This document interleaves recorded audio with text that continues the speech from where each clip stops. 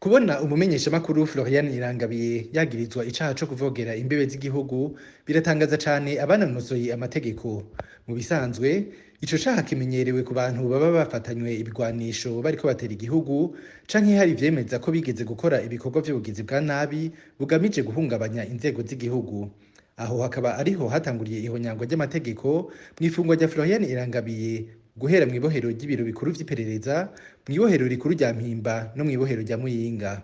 Muri ivyo bibanza vyose, ijambo rya nyuma riguma rifiswe na bamwe mu bakozi b'ibiro vy'iperereza muri iyo dosiye yategerezwa kuba iriko ikurikiranwa n'ubutungane. Ariko akaba ata n'umwe mu bategetsi b'ubutungane yemera ko hari ico azi kuri iyo dosiye. Abanonosoye amategeko hano bafatira ku bunenge bwagiye buribonekeza nko mu kumufunga igihe kirekire atararengutswa imbere ya parquet agifungiwe mu biro vy'iperereza, iyunguruzwa ryiwe avanwa mw'ibohero rya Mpimba ajanwa mw'ibohero rya Muyinga, baba abajejwe ibohero rya Mpimba atavyo bazi, eka na Floriane atavyo azi. Uyu munsi igitera ubwoba abaharanira agateka kazina muntu nuko iryo yunguruzwa ryiwe atanahamwe ryanditswe mu bitabo vy'abanyororo, ikaba yabaye ingingo itanditse yafashwe na bamwe mu bategetsi b'ibiro bikuru vy'iperereza. Umuryango w'umumenyeshamakuru Floriane Irangabiye ukaba uri mu bwoba ku mutekano w'uwabo.